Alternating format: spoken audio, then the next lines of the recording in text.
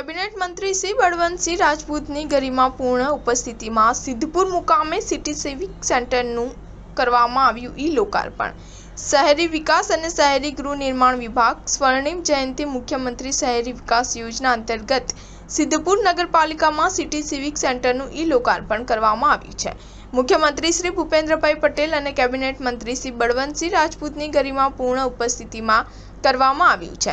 આ પ્રસંગે કેબિનેટ મંત્રી શ્રી બળવંતસિંહ રાજપૂતે જણાવ્યું હતું કે ભારત દેશના વડાપ્રધાન શ્રી નરેન્દ્રભાઈ મોદીના માર્ગદર્શનમાં લોકહિતની સુવિધાઓ જન જન સુધી પહોંચે, લોકોનું કામ સરળ બને, સમયનો બચાવ થાય તે પ્રકારની સુવિધાઓ ગુજરાત રાજ્યના મુખ્યમંત્રી શ્રી ભૂપેન્દ્રભાઈ પટેલ કરી રહ્યા છે, જેને લઈને ગુજરાતમાં સને 2022-23માં 22 નગરપાલિકાઓમાં સિટી સિવિક સેન્ટરની શરૂઆત થઈ હતી।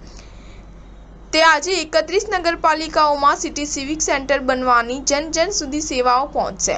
કેબિનેટ મંત્રી શ્રી વધુમાં જણાવતા કહે છે કે સિદ્ધપુર મુકામે સિવિક સેન્ટર બનાવવાથી આનંદ થાય છે કે આ સેન્ટર બનાવવાથી પશ્ચિમ ઝોન વિસ્તારના નગરજનોને ફાયદો થશે। તેઓને નગરપાલિકાની સેવાઓ સ્થળ પર મળી રહેશે, કામમાં પારદર્શિતા વધશે।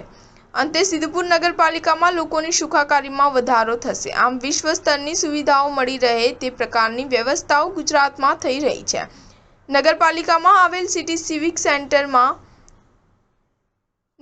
નાગરિકોને સ્થળ પર જ પાયાની સુવિધાઓ મળી રહેશે, જેમાં મિલકતનો વેરો, લગ્ન નોંધણી, જન્મ મરણનો દાખલો વગેરે સુવિધાઓ સરળતાથી મળી રહેશે, જેથી નાગરિકોનો સમય ખર્ચનો બચાવ થશે। આ સિટી સિવિક સેન્ટર નાગરિકો માટે મદદરૂપ બનશે। આ પ્રસંગે સિદ્ધપુર નગરપાલિકા પ્રમુખ, ઉપપ્રમુખ, એપીએમસી ચેરમેન વિષ્ણુભાઈ પટેલ, સંગઠનના આગેવાનો જશુભાઈ પટેલ, જયેશભાઈ પાંડ્યા, શંભુભાઈ દેસાઈ, રશ્મિન દવે ઉપરાંત સિદ્ધપુર નગરપાલિકાના આગેવાનો ઉપરાંત બહોળી સંખ્યામાં નગરજનો ઉપસ્થિત રહ્યા હતા। Star news 7 Patan.